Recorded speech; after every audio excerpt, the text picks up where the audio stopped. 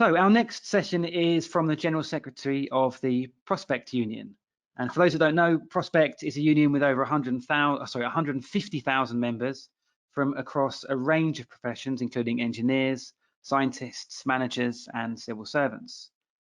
Mike is currently serving his second term, having first been elected in 2012. He's over 30 years experience as a trade union officer, including 10 as an employment tribunal member. In 2016, he was appointed to ACAS. He joined the Nuclear Industry Council in 2017 and was appointed as a CAC member in 2019. He's also a member of the TUC, Executive Committee and General Council. So please join me in warmly welcoming Mike Clancy to the podium. Okay, thank you very much for that introduction. I will actually just at the start emphasize a bit more about who Prospect are, because my credentials to speak on the subject are derived from the experiences of our members and representatives. Obviously, I've got one or two opinions of my own, and a point I'll emphasize is obviously a trade union is also an employer. So we have staff with a whole range of experiences and attitudes given the events of the last year. But just a bit more about Prospect, because I think that illuminates my thoughts about the well-being issues that have arisen from 2020 and points ahead to some of the challenges. I'm going to talk about Prospect, but then I'm going to talk about some of the national themes, how I think our workplaces have had a journey of a decade in under a year, and then close on a set of themes around whether the workplaces and workspaces that will emerge after 2020 are a version of dystopia or nirvana. But start with a bit more about Prospect. As our host there said, we've 150,000 members, public and private sector, but the vast majority of our members are in the private sector.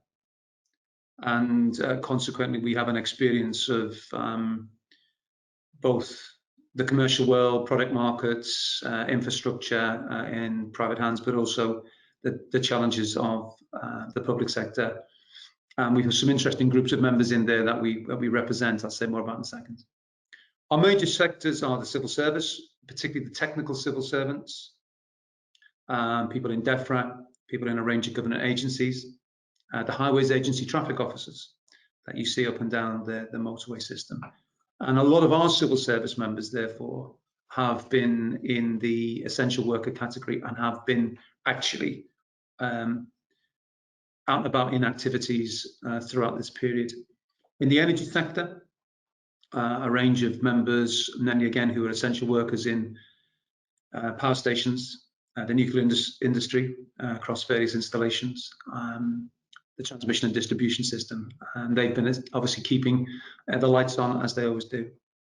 We have members in defence, private sector defence, as well as the MOD, in aviation, in heritage, the curatorial staff, the people who run our museums and galleries, and then a big membership in our BEC2 sector, our creatives, everything from the BBC, independent broadcasting, the theatres, which I know have been sadly shut for so long, and then on into the end credits.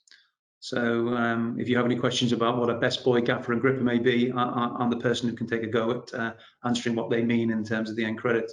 But that diversity of membership has meant that we've also had to handle, therefore, diversity of responses in the context of the pandemic.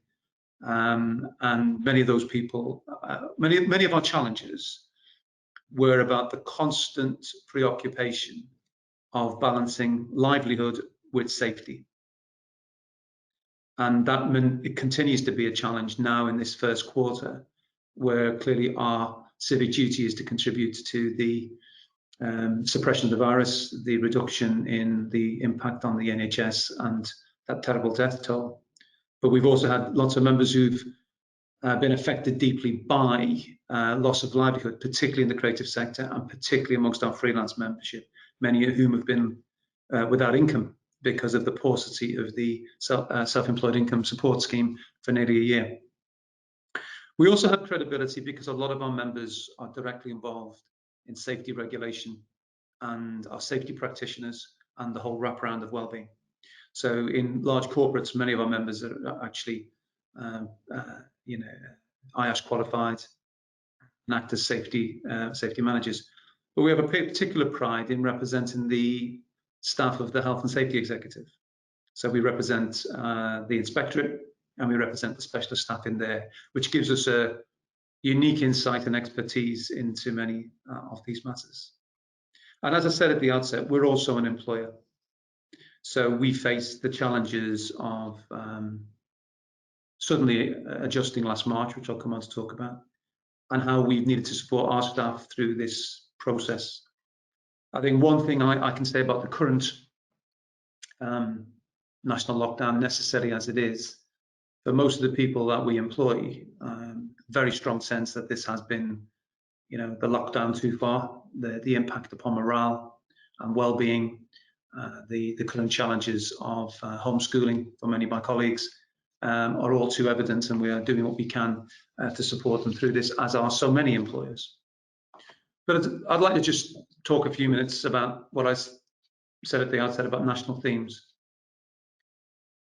So I don't know about you, but last March, we were in late February, March, starting to track the evidence of something which was going on in the world in terms of the impact of a virus, and a gradual, if we were cast our mind back, a gradual sense that something dramatic was about to happen, and that efforts to, as it were, believe we were going to stay open and handle this virus in a different way. I saw some headlines on social media just the other day looking back to March and the government saying then we're not going to close down London. It's only when you look at the reference points back in February and you think about your experience then that you realise how traumatic it was in hindsight to go into the lockdown in March. But essentially, we all came together for an emergency response to unprecedented health crisis in the March to June period. We, as an employer, had obviously a degree of flexible working. We had staff who held travelling appointments, out negotiating, organising, and we had a business continuity plan. But we didn't have a business continuity plan for March the 23rd, and the need to go entirely remote. And we did so, and we did that with some success. And we've kept the operations going. But I think it's fair to say that the sense of civic duty driven by the adrenaline and the novelty and the weather in spring of 2020 have given way now to much greater levels of anxiety. And I do feel that we're seeing a situation where we're holding together on obligation, but it is giving way very strongly and rapidly to fatigue. And that influences both the response we're now trying to make on behalf of members with their employers, but also what we do as an employer. I think a particular impact in 2020 is when we stand back from it, is the conduct of a global health crisis in an era of instant messaging on social media. Interesting if it provokes any thoughts for you that I certainly don't feel that my own mental health has sometimes been helped by maybe a personal inclination, but not solely confined to me, to engage in a bit of doom scrolling too often. Social media can be a really important digest and source of information. It can also be the basis for confusing messaging, for a challenge to one's emotions, and clearly a place where misinformation on a whole range of subjects can play out. And obviously a lot of us have a sufficient understanding and filters to discount quite a lot of that.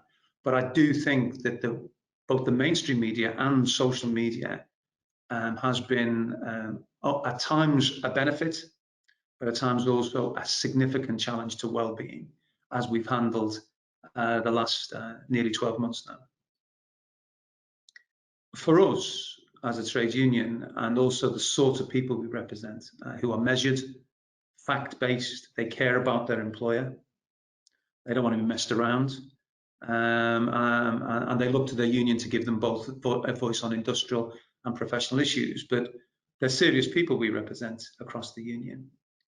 But I think it's been really interesting how, after a decade or more of health and safety being red tape, bureaucracy, and something that gets in the way of commerce, 2020 made clear that health and safety regulation was the basis of commerce. It was the basis of consumer confidence. And particularly in terms of the reach of regulation and COVID security, a whole lexicon has been developed around this. And I think a lasting thing for us will be the extent to which the sense that public infrastructure, but particularly as evidenced by the Health and Safety Executive, is properly conserved and developed for the future. You know, I cast our minds back, we lampooned this somewhat, that when the Prime Minister talked about the HSE doing spot inspections in the context of building confidence in the summer, would that we had the HSE that the Prime Minister thought we had. And, you know, we rapidly pointed out that we have more parliamentarians than we have warrant-holding HSE inspectors. And the decade or more of cutting resources in the HSE, cutting resources in the public infrastructure, has really come home during the pandemic, as has a whole range of associated services, not least in relation to welfare and mental health.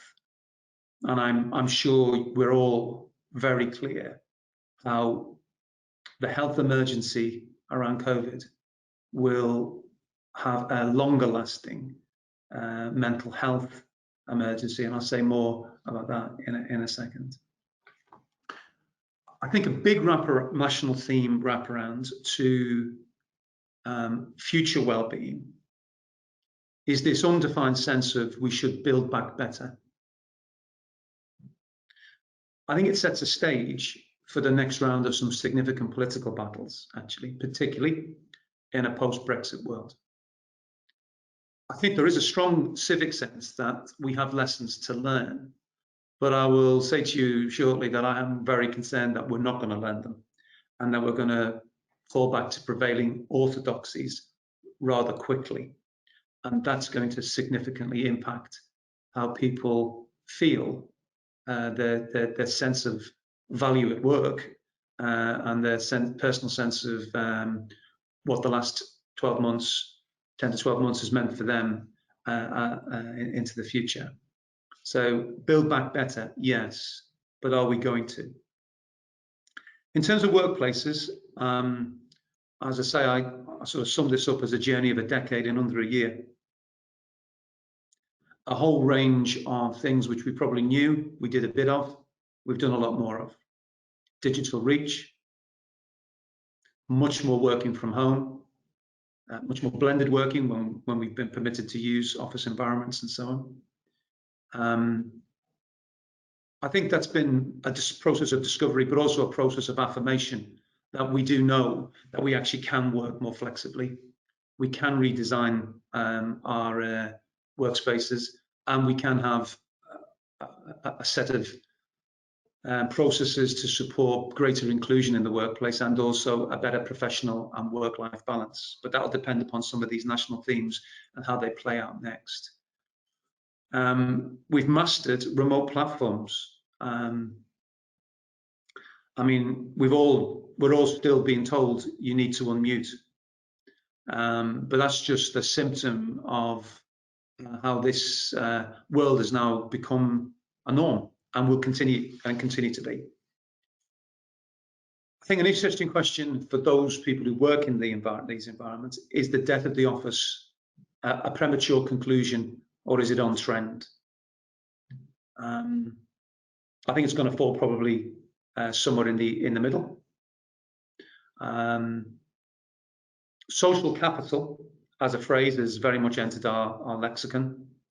And what I can see in my own organisation, and I think in others where we represent members, is that existing social capital we've been able to maintain in the context of remote working, where you've got existing relationships and rapport, you've been able to keep them going. But for the onboarding of staff, depending on whether you have the online support and other means in your organization, and when new people actually need development, and indeed people in new roles, or just simply that question of innovation and collaboration, that is increasingly stultified by exclusive working from home. And I think when you add in a situation where not only are we working from home, but we have the terrible boredom, and boredom is a word I hear a lot from people at the present moment, of the restrictions, which are necessary, but which also come at a cost. I think this is causing a much more complex and nuanced now response to the question of whether we are working from home or living at work. And I think the spectrum of reactions from people, I mean, I think there's as many opinions as there is people in the working age population on the question of the continuum between working from home and living at work. And if you add into that the challenges people have had at different times and have now, and what I might provocatively say is the myth of homeschooling. My two are, one's in sixth form and one's at university, so they bring a challenge. But so many colleagues, and understandably, and we're supporting it, their children are around them while they do business, and that's absolutely necessary and understandable. But there is a myth, and that's a pressure on families and on well-being that I can only hope is relieved again relatively soon. So have we seen the dawn of workplace freedom, liberated from the commute, liberated from the shackles of certain structures in the day? Or are we also going to see an accentuation of inequality? I think working from home very much depends upon where you are in your career. I think it's got considerable intergenerational differences. And we're going to have to take all of those into account as we shape the workplaces of the future. I think choice in this is crucial, but equally some employers will struggle to give the full range of choice because they'll have hard commercial decisions they will want to make about their estate.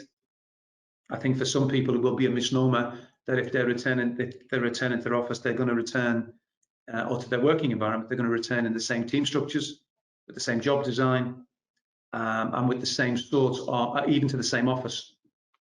So I see a period ahead where there's potentially the positive of an inclusive approach to the restructure of organizations, consultation with the workforce, engagement with trade unions, or you could see very directive and semi-authoritarian decisions made, some of which will be borne out of the financial circumstances of an organization. So a crucial question for the future of well-being and lessons from 2020 is, what will employer engagement look like in that space?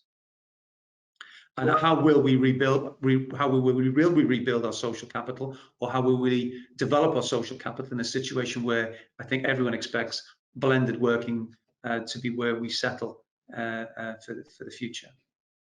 So add into that as well, you know, that we've been already as a society and at work on a journey in terms of the infusion of more and more technology, and both a job destruction agenda and maybe a job creation agenda arising out of that.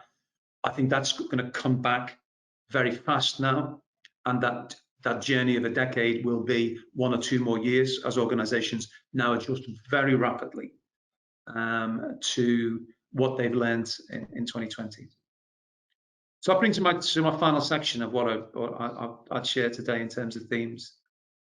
Are we looking at a dystopia or a nirvana? It's likely to settle somewhere in the middle.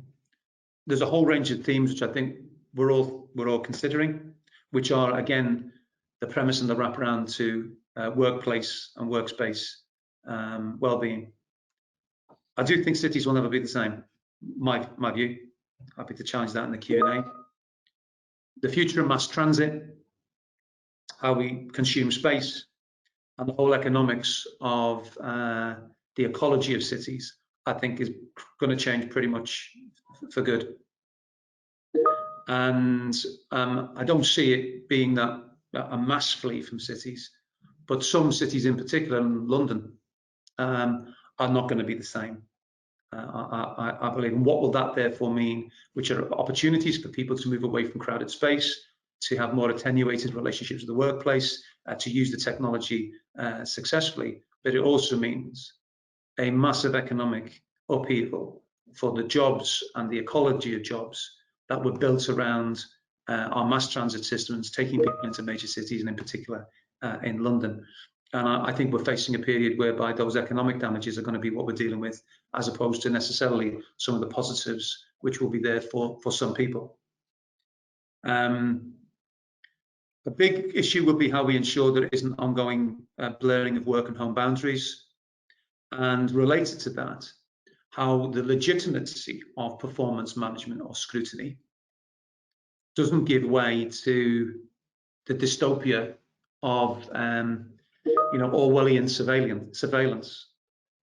Now, as a union, we are doing a lot about this at the present minute, talking about the challenges of there being a lack of voice, a lack of regulation around what employers can be permitted to do in terms of screen-based monitoring, bearing in mind that screen-based monitoring is now to a great degree and will be in our homes. I think it will breed a whole range of new challenges for employment law, as it will do for safety regulation.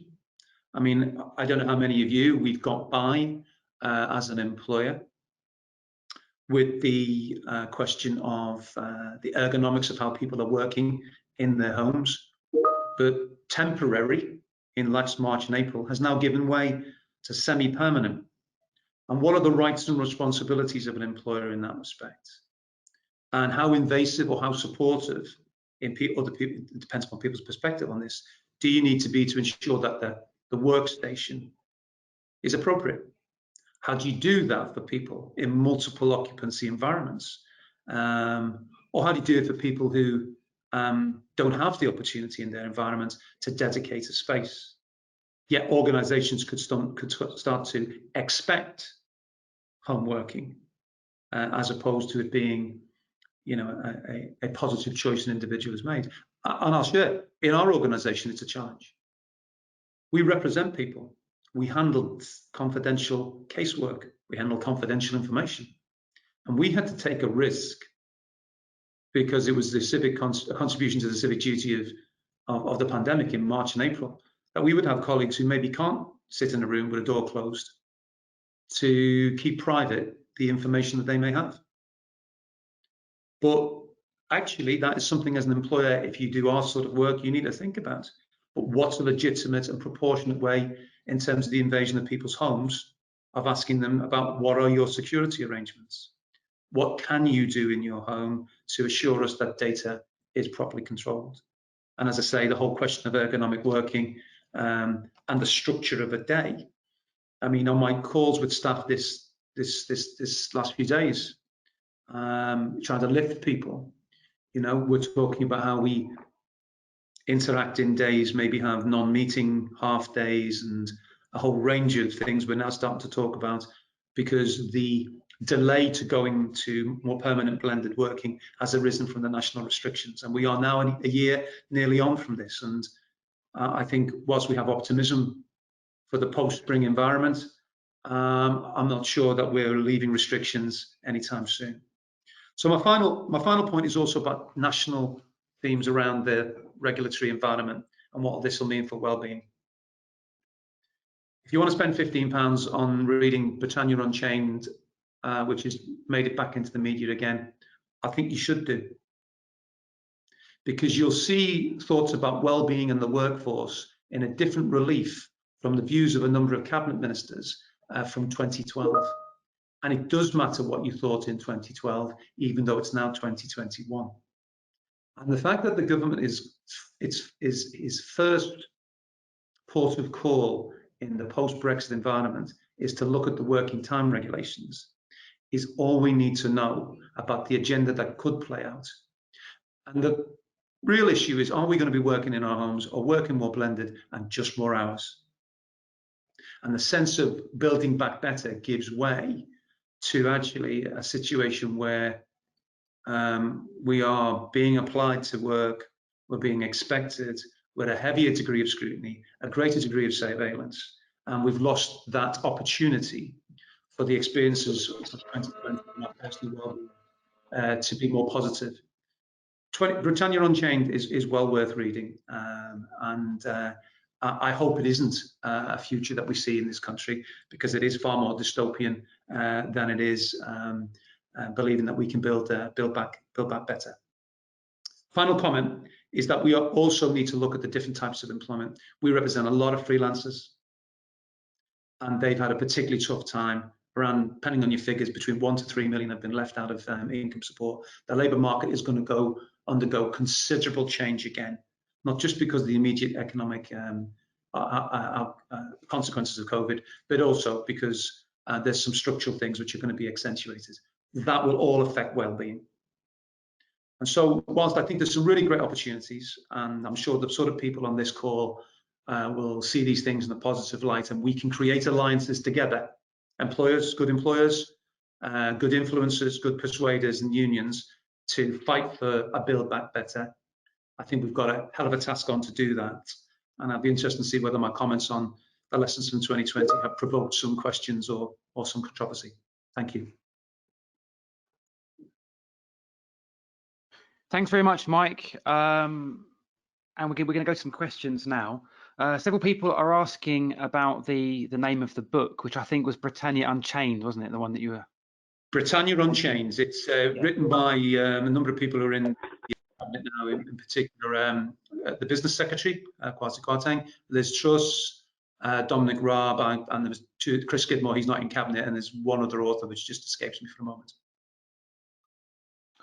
Okay, and then some questions, some more general questions. The first one is, how do we ensure that well-being remains a priority for organisations and leaders after the immense impact of COVID-19 subsides and the impact of poor well-being may not be as obvious or as widespread? So, first of all, I've been really struck by some of the figures published in different places about mental health impact. One of the things I've talked about at the moment is, and you have to say this carefully, is the psychology of safety messaging. We absolutely must have the highest standards of response to the current circumstances of the virus trajectory, but also be careful about the psychology of saying we can't make workplaces safe, because that will affect people's ability to engage at workplaces, workspaces, and also be confident consumers.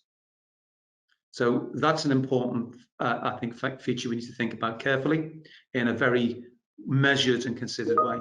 Secondly, in terms of mental health, I saw a figure, I think it was The Guardian, about 6 million people being treated for mental health one way or another, taking some form of support or medication. And I don't think that's the full figure. And that's going to persist. We have to have both personal attention to the support of people around us. We have to watch for the signs. We have to know the signs in ourselves. There's things we're all missing, which affect us, make us minimum grumpy or worse. We have to have, and I think workplaces and workspaces will have to think very carefully about the services and support they have for the period to come, let alone the one we're in. And that costs money, and it costs time, and it costs attention, because that can be hidden. It can just be why has the person reacted that way, and that can be a symptom. And I know my own organisation, we've had moments where you're thinking, whoa, why is this happening this way? It's because of the stress and anxiety people are going through. And I think we really have to have the antennae, the early warning systems, and the alliances and the processes within companies, within other spaces, to try and ensure we pick this up, as hopefully we head into some optimism from the spring onwards. Thank you, thank you. Okay, another one which is, it's in two parts really. It's a general question and then more of a specific one. And it's, many employers are using COVID-19 as an excuse to change the terms and conditions of the employees' contracts. So I guess the first part of the question is a general comment on that, and its legality. And then the second part is more specific, and it says, I've also heard of a case where a plumbing company, and I think the plumbers in question is Pimlico because it's been in the news, has told their employees that if they don't get the COVID vaccine, they won't be able to work. Can they legally do this? So on the no jab, no job theme, which is maybe a convenient and catchy way to see it in the media, but it hides complex issues. Certainly, what I'm reading so far, and it would accord with my expectations, in the context of the fact that in this country we don't require vaccination, it's going to be very difficult for employers, and they're going to trip up on a whole range of potentially discrimination and indeed even fundamental human rights issues if they try to rewrite contracts, as was suggested Mr. Mullins is going to do with an army of lawyers. And I think they're also going to face reputational damage. Far better that we have strong public messaging, corporate messaging, role models to promote the benefits of vaccination. Now, there may be some though very genuine tricky areas like health services, social care, and so on, where individuals not wishing to take the vaccination, there could be questions about that. I think one thing we can be sure is going to keep lawyers in my own background is the law, but in lawyers in good order. And I think this is going to be the big issue in employment terms, and we're going to see some cases coming through. Although, given the backlog in employment tribunals, probably not for 18 months, 2 years, and I make that remark slightly flippantly, but it's a really serious problem in terms of access to justice. But at the minute, I think the law looks like you can't require it. Okay, and in terms of change in terms of conditions, well, look, we do it with lots of really good employers, and it is wrong to pigeonhole all trade unions because one has had a bad day, and pigeonhole all employers because one is having a bad day. It doesn't work out that way. Employee relations, generally, people rubber along and we get the things sorted. That's my every experience. But those employers who are going to take advantage, whether it's hire and refire or try to rewrite contracts on the back of COVID, they're going to get every reputational damage they deserve, because it's the absolutely wrong thing to do, arising from the sense of civic duty that we've all tried to contribute in the last 10 months. So I just woe betide employers who do that, and I think the numbers who will do that will hit the headlines. They'll look bigger, but it won't be that many. Most employers don't want to be doing that. They want to engage with their workforce. They want to engage with their trade unions. And I think we'll have ways of dealing with the few recalcitrants who really try that on. Okay, thanks very much. Next question is, I'm concerned to hear several speakers today discuss working from home or a return to the office as being a universal answer to all workers or all types of worker. Will businesses that can provide a flexible approach see any kind of advantage over those that try and force a one-size-fits-all solution? I think it depends on the circumstances of the employment. We've got to remember that there's a hell of a lot of people who can't work from home. They can be certain occupations within an organization, building services, reception, facilities. We have them in our organization. And even in our organization, people forget about their colleagues whose jobs are actually related to a particular environment. And also the people who've kept us going. I mean, I feel quite strongly about this. Our health services, heroes. But the people in retail, in supermarkets, don't have the option so much. Some people in those organizations will, to work from home, and they've been essential workers.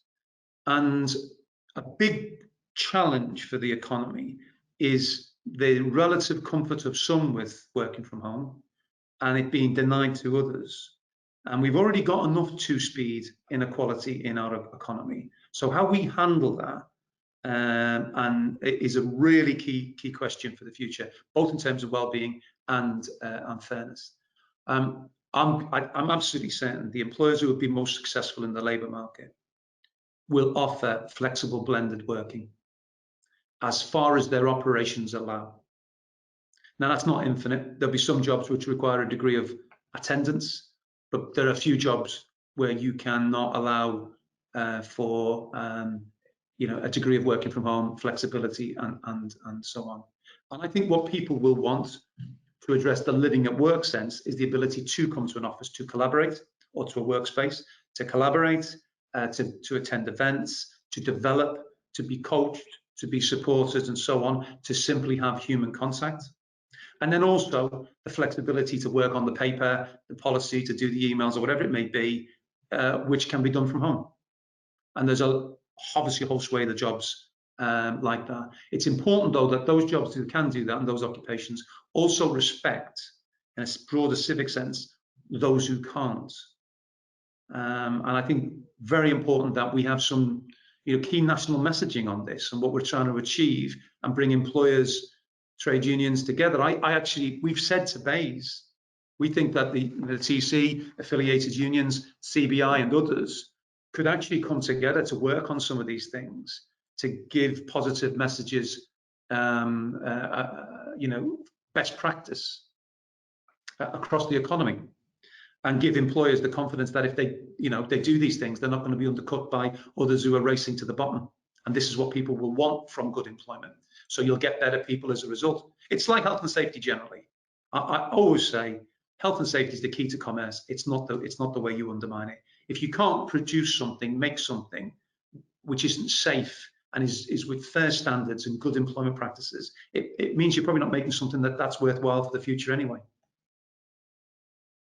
Great, thanks. Really thorough answer there, Mike. And in fact, this is a bit of a follow-on question, and I guess quite pertinent with all the mixed messaging that we've been receiving. And it says, what about employers who have coerced workers to go into the workplace even during lockdown? Do you see a change in their mindset regarding flexible working in the future? I think we need what we need is sober evidence on this. So first, I mean, from our membership in the HSE, subject to the resourcing constraints they're under, they are trying to identify these people and deal with it. I think we need some evidence on this, not just thematic stuff in the press, because there are definitely employers who are cowboys, who get the rest of the employing world a bad name. But I'll try and stand back from it and think, what employer really wants to risk this? What employer really wants to do this? And I don't come up with that many that would be so stupid as to be coercing people in, but it does happen. And we need to focus on them, and we need to get some context to those numbers if we can. This is the problem, actually, though, with HSE resourcing, data acquisition, and conversations on a quality level in our national discourse. And so when the government talks about, oh, look, one of the problems with the working time regulations is we're required to record things, and that's a bit of an impediment on business. Every bit of recording gives you a key piece of information that builds up into an aggregate national picture. Then you can actually make some proper decisions about. Agile regulation is really important, but recording has its place because you build up data sets, you can get to a proper understanding of it. And what we want to do is support good employers, the employers who want to do it well, who aren't then undercut by the cowboys. And we want to identify how many cowboys they are and not give a sense that it's everybody doing that, but then absolutely deal with the cowboys who coerce people. Because in this context, coercing people into work which isn't safe is both morally and otherwise bankrupt.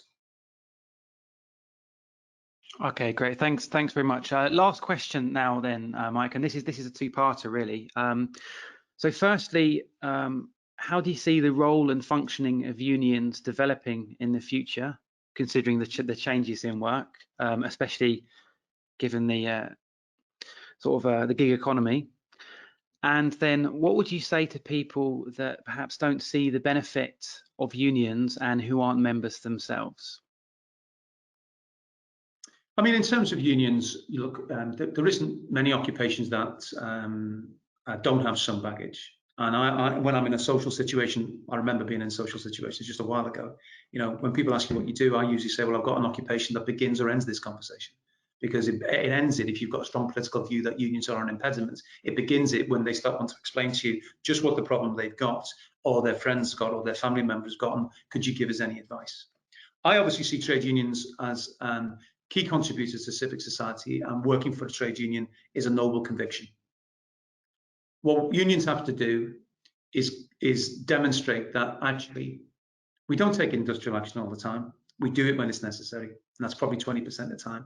We need to stop talking about just talking about industrial action. You talk about the influence we really cast in the economy, how we were reached for by the government in March and April because we had a granular understanding of the consequences of the policies that they were having to put together on the foot for workplaces. I've seen more government ministers in April of 2020 than I'd seen in the previous 30 years. And that's because they needed us. And they needed us for that granular understanding. And we need to remind people that that's actually what we should be known for. Influencing employers, persuading them, occasionally shouting at them, occasionally telling them off, and occasionally having a dispute, occasionally at that end. But most of the time, it's working with good employers for a better outcome. And unions have got to also be very clear that they provide services that members want, not just that unions think they should have. Unions have learned a lot digitally. We've had our own journey of a decade and under a year in terms of digital platforms. This union was already doing that, but we've reached more members individually than we've ever done. That's a real dividend. We've done far more remote engagement, and there'll be more of that. So you've got to take trade union values of fairness, equality, and collectivity and interpret them through a digital age and deliver them digitally in a way that people want. That means change. I'm saying to my own staff, if you think that our blended working for the future, if you think that our processes are just going to be the same team structures, the same deployment, but just a bit more working from home or a bit more digital, please think again, because we'll be the only organisation in the economy doing it that way.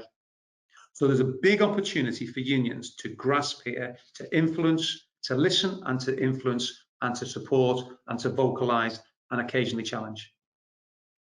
And what I find is that when you talk to people just calmly about what a union does, as opposed to what they might think a union does, or more importantly for a lot of younger people, just explaining what a union is, they get it.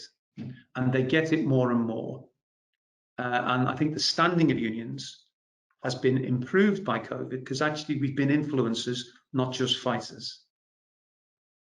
So that would be my answer. Obviously, I'm proud of my own union, but I'm proud still of being a trade unionist. I'm proud of being the General Secretary of this union. As I've often said, I've got the privilege of representing fascinating people, doing fascinating things.